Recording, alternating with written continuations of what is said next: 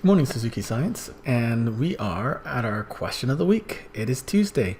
One of the things I did not get a chance to do was recap some of the things that we had talked about in the previous weeks. I have talked about the first week. You might remember we looked at how COVID could be tracked using certain apps and certain technology. Most of you thought it was really a split, right? We talked about how the 5G could potentially do something really weird to your body, but that wasn't the conversation. The conversation was, should the government or some organization track people who have COVID? And some people said it's okay, it was going to keep us healthy. Others are like, no, we shouldn't go against people's rights. They have a right to be able to walk around without being tracked at every single move. So it was interesting having that discussion, and I encourage you to go back and look at some other people's posts if you have not. The next week we looked at conspiracy theories. We did recap the conspiracy theories. It was surprising how many of you do believe that this virus was concocted in a lab and then released either accidentally or on purpose to reduce population. That was a very interesting theory that some of you did actually subscribe to. A couple of you do believe that there are aliens in Area 51, which is completely unrelated. And of course, there was a whole gamut of other conspiracy theories. This is a very highly conspiracy theory type of time based on people being especially vulnerable to misinformation during this COVID pandemic. So it was very enlightening to see what conspiracy theories that you agree with or that you thought was complete nonsense. I do think, based on what I'm reading in my conversations, that more people are subscribing to conspiracy theories today than they were last year or earlier. Conspiracy theory following it is entertaining, and in the same way that you read a book or the same way that you watch a movie and you lose yourself in the fictionalized world for a short period of time, these conspiracy theories can also do or fill a very similar niche. So I'm hoping that you are treating it as entertainment and not really subscribing to some of these more absurd ideas. One of the conspiracy theories I want to share with you that was on here that was actually shared by not a person who's in this school currently, and I'm going to read it with you. Maybe you can skim through it. This person, they were following TikTok, and I think a few of you know what that medium is, and they were intrigued, and so they thought they would share. There's a viral video going around in which someone predicted that the quarantine would be lifted by May 10th. It is May 5th. And according to this individual, May 10th was the same day Mandela was elected, which connects to the Mandela effects. On top of this, there are, every few years, there are always rumors that the world is going to end, and the theory is that the world does end, and we just don't feel the effects, and because of it, we shift into an alternate universe or parallel one, and just keep on reading it. You might want to pause it to look at it. Based on this theory, in this new universe, we most likely haven't come across the virus, and it just happens to appear 10 years later. Like, the ideas in some conspiracy theories have really gone all out, where people are taking threads from various types of, philosophies and little, facts that haven't been proven. So it's kind of the oxymoron statement there, and they pulled together into this thread. So when you read this, this is a classic conspiracy theory.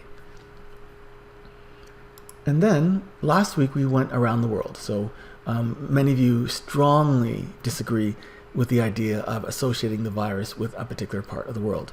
The Chinese virus was anathema. This is something that you all agreed we should not do. And there are quite a few diseases that have happened, and outbreaks have happened over the past 20 years that have been given a name initially to the area, but then they were able to step away and give it a more generic name so that people would not feel that we were blaming a certain region of people for this disease. Despite that, sadly, there are people who are being mistreated because of how they look and the association with the disease. In this same statement, question of the week, I asked you if you were interested in traveling to a place. And so I had made a map of all the places that you guys had suggested, and places that were popular actually was Hawaii. Hawaii was quite popular. I think 5 of you chose Hawaii, so that's interesting. I personally have never been to Hawaii either. I'd love to go. And there's only one person who chose a place in the Caribbean, in Jamaica actually, and they were returning. Someone chose Norway, beautiful, beautiful country. And if you like fjords, and if you ever watched Lord of the Rings, you've probably seen a lot of the big giant cliffs and rivers. Europe was popular. Italy, France, England, Portugal, Spain, Egypt was mentioned as well, Turkey. Going out to the east, quite a few of you had said that you're interested in going to China and Japan and Cambodia and those sorts of areas, Vietnam, South Korea. One person mentioned North Korea for very interesting reasons, actually. And some of you said you wanted to return to India. You were from India and you wanted to return there. Some beautiful places there, so it's understandable.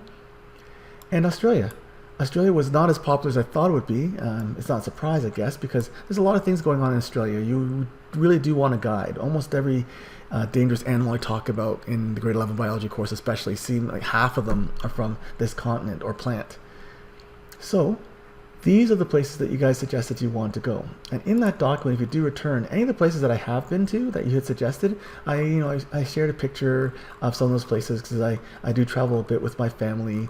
Venice and Paris, the Arc de Triomphe. Harmo put a nice little picture here. I went to Japan recently this summer, so it was nice to go to the Last Samurai's house, the actual Last Samurai's house. And the Alps, some of you mentioned the Alps. I think 2 or 3 of you mentioned the Alps, which is absolutely stunningly beautiful country. So I've been there as well. Berlin, I think a couple of you mentioned Germany. So I've been to the Brandenburg Gates. And London, the Big Giant Wheel.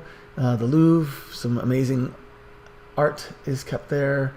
I think that was Jamaica. And some ancient ruins around Rome and Italy. So...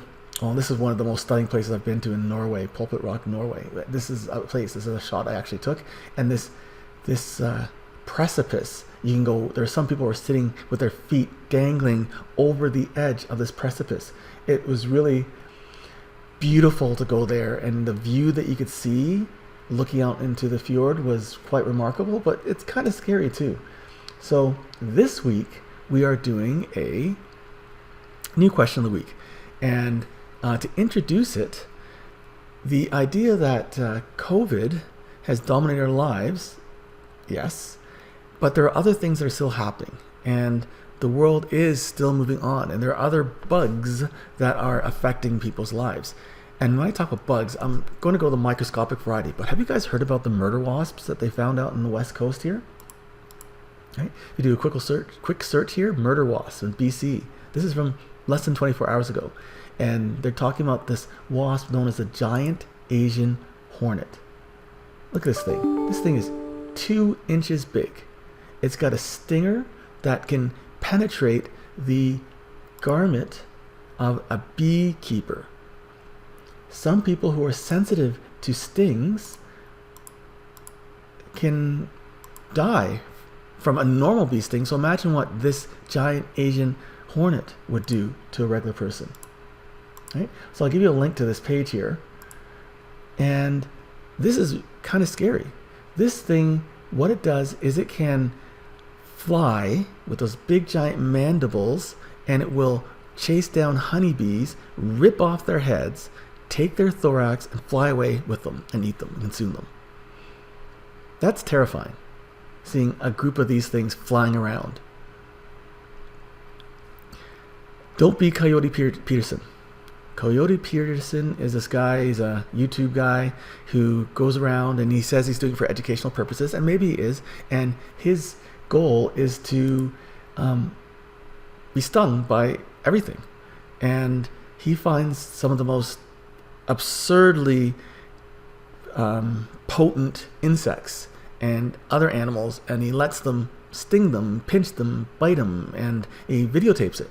So if you want to do a YouTube search and look for him and kind of look at some of the videos, please, do it on your own time. It's not the most pleasant thing to look at, right? But he's still around and he's still kicking, so I guess it's okay. Do not do that. So back to the question. Conspiracy theories can be harmful. We talked about that a couple of weeks ago, and some of you shared what you've seen. But most people do take conspiracy theories in fun, like that one I just showed you. However, there is a breed of misinformation out there that takes it to a completely new level, and that is when people misinform about the efficacy of certain medicines. Anti-vaxxers are probably at the top of this list.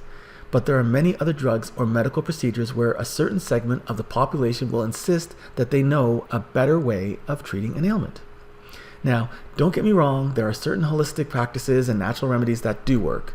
When someone is biting a piece of willow bark that contains the active ingredient salicin, which is very similar to acetylsalic acid, also known as aspirin, that is going to relieve pain. The neem tree found in India is a common plant where the leaves, the stem, the flowers, the roots, every single part of it can be used. It's been used for treating things like leprosy, eye disorders, bloody nose, intestinal worms, stomach upset, loss of appetite, skin ulcers, and so on, diabetes, gum disease, liver problems. The list goes on. It's a pretty amazing plant. There's been a lot of studies been done on the neem plant. You can do your search on it. I did have it open a moment ago, so maybe I could find it here without actually... No, I'm not going to bother. So the neem plant is a very interesting plant, and there's a lot of science research being done on the active ingredients of this. Azadirachtin and neem oil are two of the major ingredients that can be found in the neem tree. Right?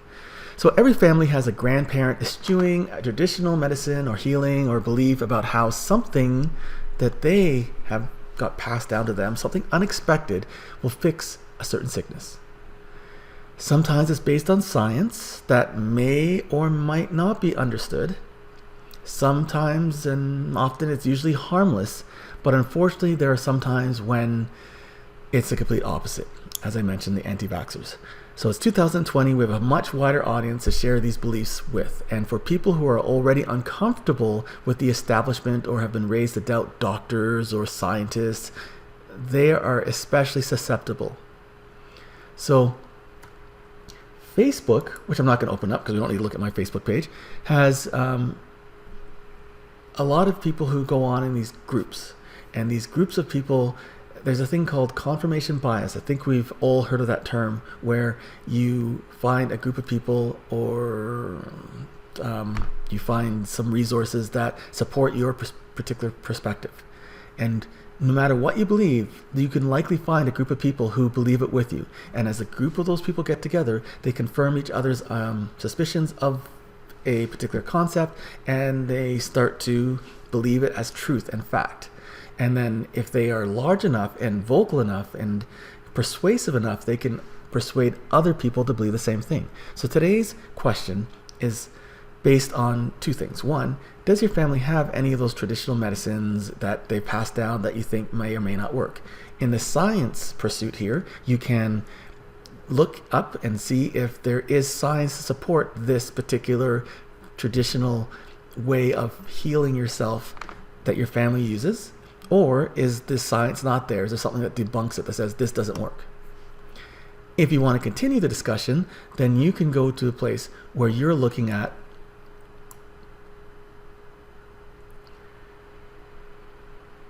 alternative and natural medical remedies.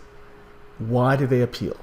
Should organizations like Facebook, which is the whole family, right? Facebook, Twitter, Snap, they're all owned by the same company. Should they ban anti-vaxxers and people who spread misinformation about drugs?